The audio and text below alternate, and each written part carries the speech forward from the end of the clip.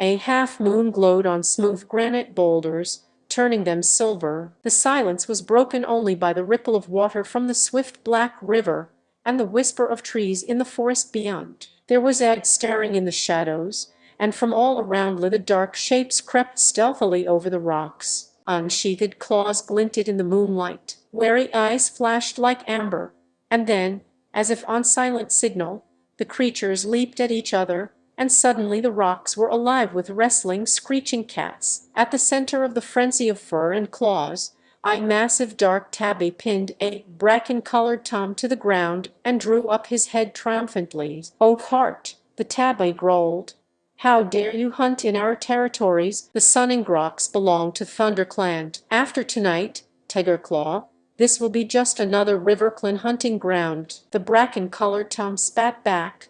A warning yell came from the shore, shrill and anxious. "Look out, more RiverClan warriors are coming." Tigerclaw turned to see sleek, wet bodies sliding out of the water below the rocks. The drenched RiverClan warriors bounded silently up the shore and hurled themselves into battle without even stopping to shake the water from their fur. The dark tabby glared down on Othart. "You may swim like otters, but you and your warriors do not belong in the forest." He drew back his lips and showed his teeth as the cat struggled beneath him. The desperate scream of a ThunderClan she-cat rose above the clamor. A weary RiverClan Tom had pinned the brown warrior flat on her belly. Now he lunged toward her neck, with jaws still dripping from his swim across the river. Tigerclaw heard the cry and let go of Oathheart. With a mighty leap, he knocked the enemy warrior away from she-cat. "Quick, Mousefur, run," he ordered, before turning on RiverClan Tom, who had threatened her. Mousefur scrambled to her paws,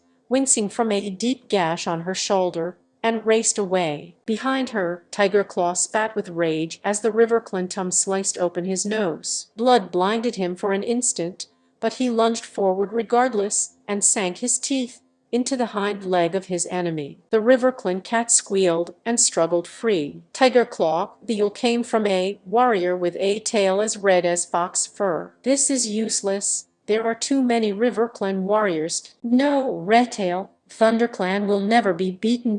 Tigerclaw yelled back, leaping to Redtail's side. "This is our territory." Blood was welling around his broad black muzzle, and he shook his head impatiently, scattering scarlet drops onto the rocks. "ThunderClan will honor your courage, Tigerclaw, but we cannot afford to lose more of our warriors," Redtail urged. "Bluester would never expect her warriors to fight against these impossible odds. We will have another chance to avenge this defeat." He met Tigerclaw's amber-eyed gaze steadily, then reared away and sprang onto a boulder at the edge of the trees. "Retreat, ThunderClan, retreat!" he yelled. At once his warriors squirmed and struggled away from their opponents. Spitting and snarling, they backed toward Redtail. For a heartbeat, the RiverClan cats looked confused. Was this battle so easily won? Then Oathheart yelled a jubilant cry. As soon as they heard him, the RiverClan warriors raised their voices and joined their deputy in caterwauling their victory. Redtail looked down at his warriors. With a flick of his tail, he gave a signal, and the ThunderClan cats dived down the far side of the Suningroks, then disappeared into the trees. Tigerclaw followed last. He hesitated at the edge of the forest and glanced back at the blood-stained battlefield. His face was grim, his eyes furious slits. Then he leaped after his clan into the silent forest. In a deserted clearing, an old gray she-cat sat alone, staring up at the clear night sky. All around her in the shadows she could hear the breathing and stirrings of sleeping cats. A small tortoise-shell she-cat emerged from a dark corner, her paw steps quick and soundless. The gray cat dipped her head in greeting. "How is Mousefur?" she meowed. "Her wounds are deep, Bluester," answered the tortoise-shell, settling herself on the night-cool grass. "But she is young and strong. She will heal quickly." "And the others, they will all recover, too," Bluester sighed.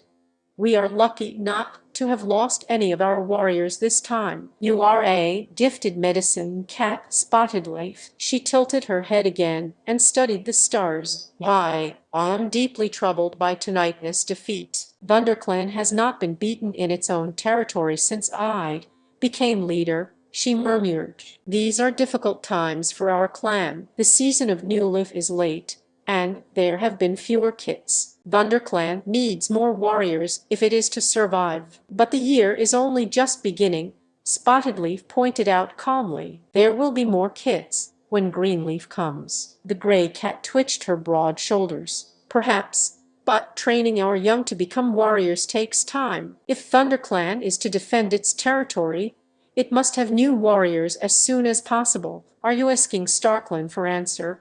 Mewed Spotted Leaf gently, following Bluester's gaze and staring up at the swath of stars glittering in the dark sky. It is at times like this we need the words of ancient warriors to help us. Has Starkland spoken to you? Bluester asked. Not for some moons, Bluester. Suddenly a shooting star blazed over the treetops. Spotted Leaf's tail twitched, and the fur along her spine bristled. Bluestar's ears pricked, but she remained silent as Spotted Leaf continued to gaze upward.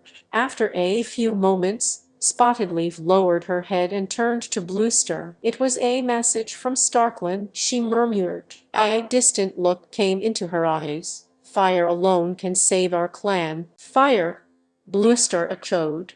But fire is feared by all the clans. How can it save us? Spotted Leaf shook her head. I do not know, she admitted. But this is the message Starkland has chosen to share with me. The ThunderClan leader fixed her clear blue eyes on the medicine cat. You have never been wrong before, Spotted Leaf, she mewed. If Starkland has spoken, then it must be so. Fire will save our clan.